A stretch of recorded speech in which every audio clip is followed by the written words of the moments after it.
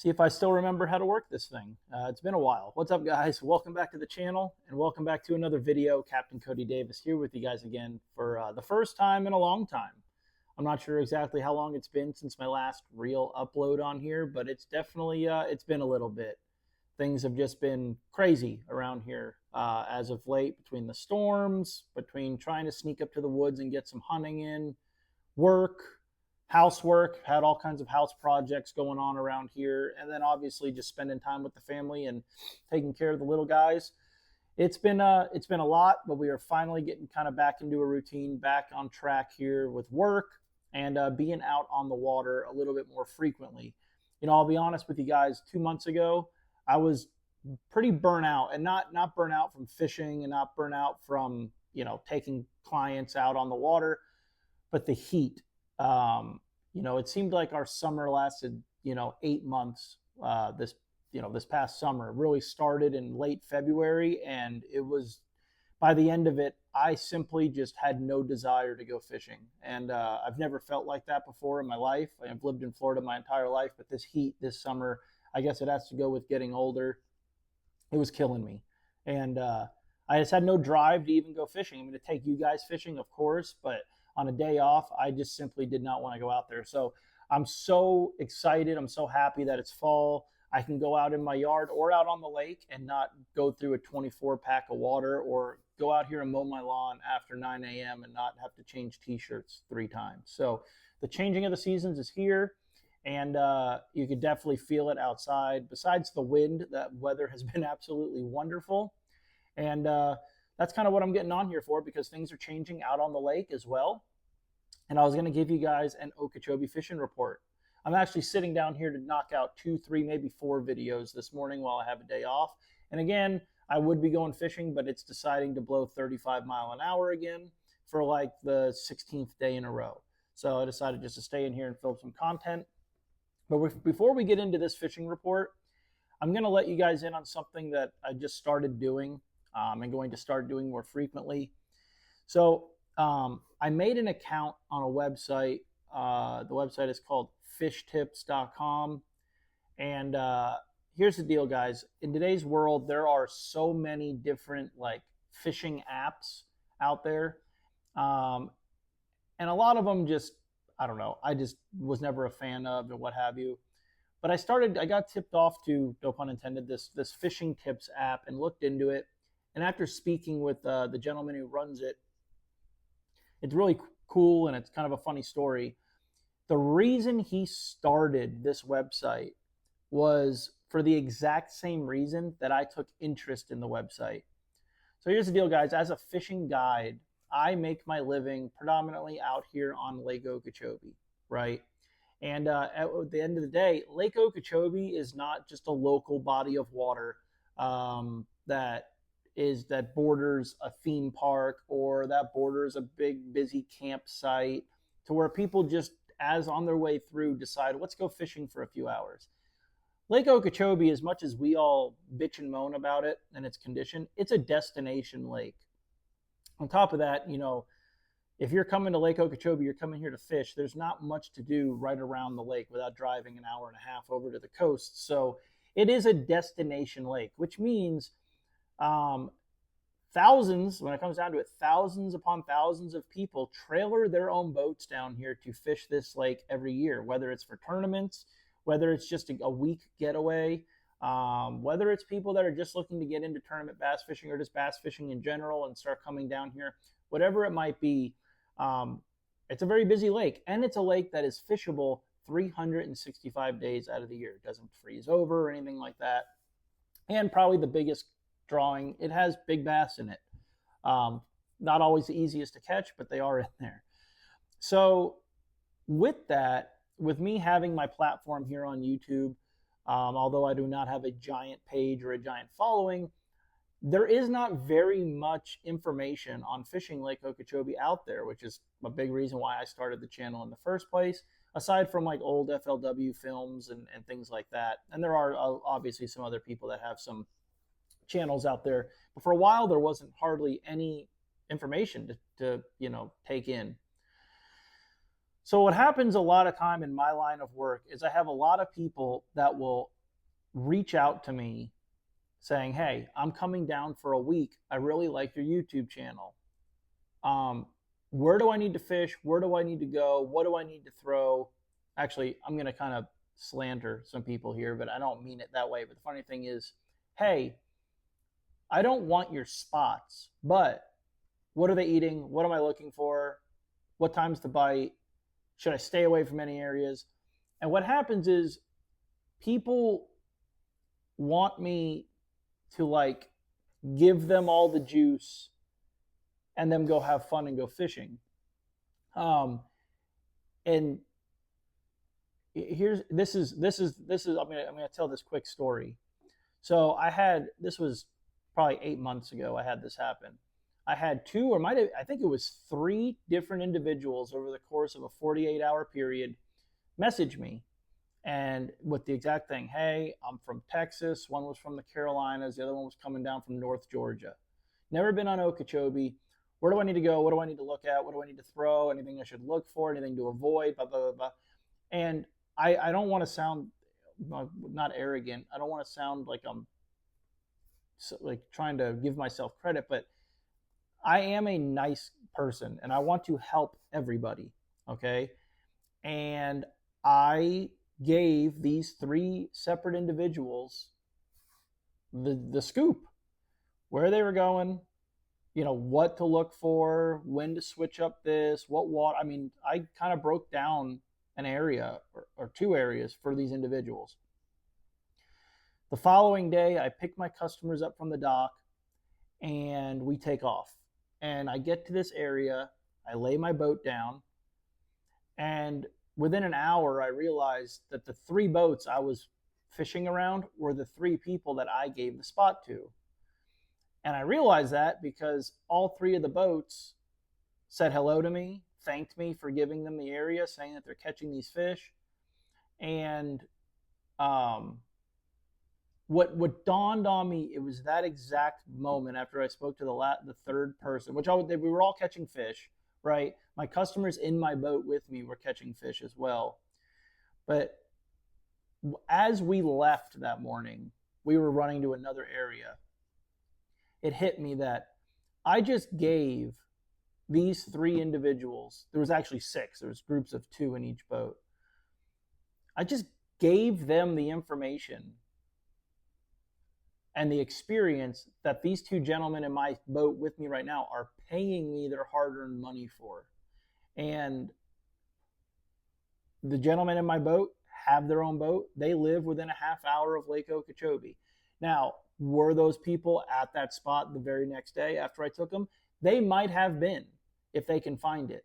But they at least, in my opinion, earned it because they paid me what I consider a lot of money to go out on my boat with me for a day and learn and ask questions. And that's what I'm there to do is help people as a fishing guide. That's what you're there to do, and obviously catch them fish. But they paid for that information. They paid for that experience. And what they do with it after that, I can't control, and nor do I judge anybody for. But the three other boats that we had to share that area with they'd never been on Lake Okeechobee before. They didn't even know what it looked like. And I broke it down and gave them what I thought was the best area on the lake for those next 3 or 4 days. And that just didn't sit right with me. I'm not money hungry. Anyone who knows me, like, as long as my bills are paid and I can go to a restaurant and just order some good food, I'm pretty much set. I'm not a flashy person. I don't, but money doesn't necessarily drive me at all. But I had a very uneasy feeling in my gut. Like, I don't know what to do. So then, it started, people would message me after that asking, I need areas, and it's tournament anglers, it's people coming down to recreational fish. And there was really no way for me to like say, hey, I'll give you information, but I need to be paid for this information without sounding like an asshole, which I don't want to sound like. I came across fish tips And funny enough, like I said, when I spoke to the originator of the website, I can't remember his name. Is it Austin? Austin, if you're watching this, super nice guy. I mean, the coolest guy ever. And it was so funny. His first thing was, "How did you hear about us?" And I told him, and he said, "Well, let me just give you the background." And this gentleman was also a guide up in the Carolinas, and he was a guide on a number of different destination lakes, and he ran into the same issue. And it was one of those things where it's like, people pay you for this information, and I mean, it's 32 years of my life have gone into learning what I'm giving these people. So you need to be, I mean, what's the word? You guys know the word I'm looking for, but you need to be paid for that information. And here's the deal. I have a lot of people that offer. They'll say, "Listen, if you can just give me a few pointers, I'll Venmo you or whatever." But a lot of people don't. And anyway, he ran into the same situation. So he'd made this app or this website. And there's a number of different ways you can work it. And what I'm going to start doing on there is I'm going to start doing these fishing reports. I'm still going to do these fishing reports for free here on YouTube, right? I'll still do them. But I'm going to do a fishing report. I'm only going to I'm going to do one every month on fish tips, along with some other tips and technique videos and stuff on there as well. And but in my fishing reports that I'm going to post on there, I think I'm going to give a little bit more information, maybe some locations and what have you.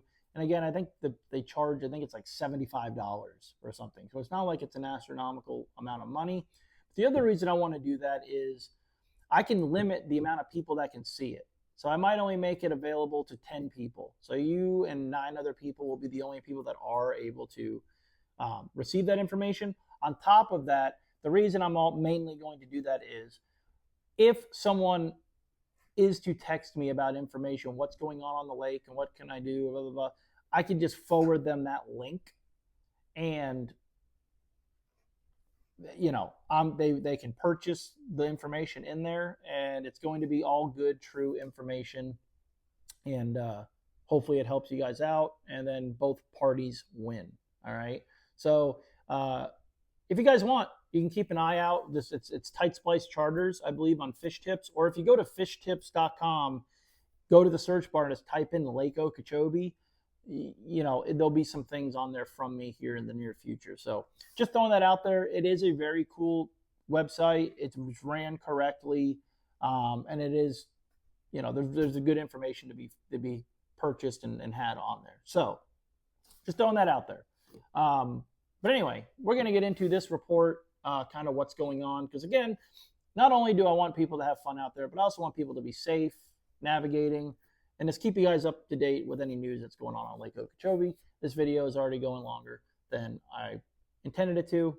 I tend to ramble. So today is November 1st. Halloween was last night. What's going on the lake? The lake level is at like 28 feet above sea level or something ridiculous. I don't know. It's ridiculously high.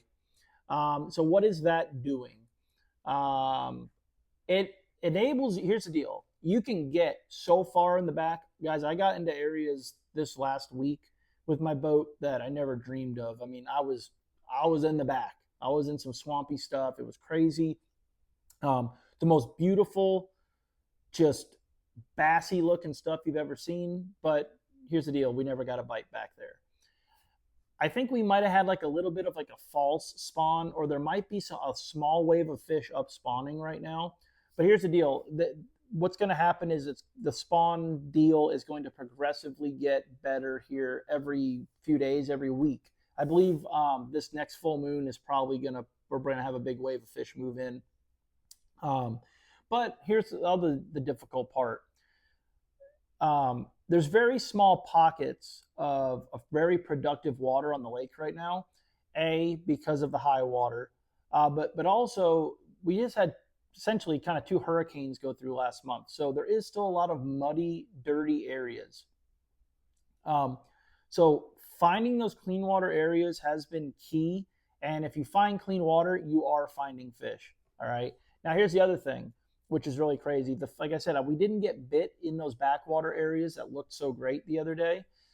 Most of these fish are still on the outside. There's still a lot of people catching fish on like a shad spawn deal, like schooling fish out on the outside, which is kind of crazy to me. We've had a few little cool fronts roll through, but these fish still seem to be pre-spawn, fattening up, gorging on shad, catching them on spinner baits, rattle traps, things like that.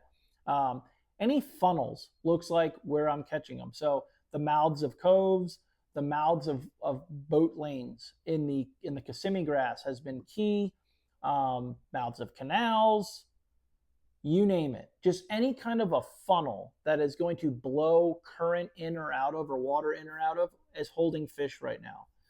The fish are somewhat educated because a lot of people are getting on these schooling fish. So if you do find an area that looks right, has all the ingredients, you're not getting bit, a couple of things.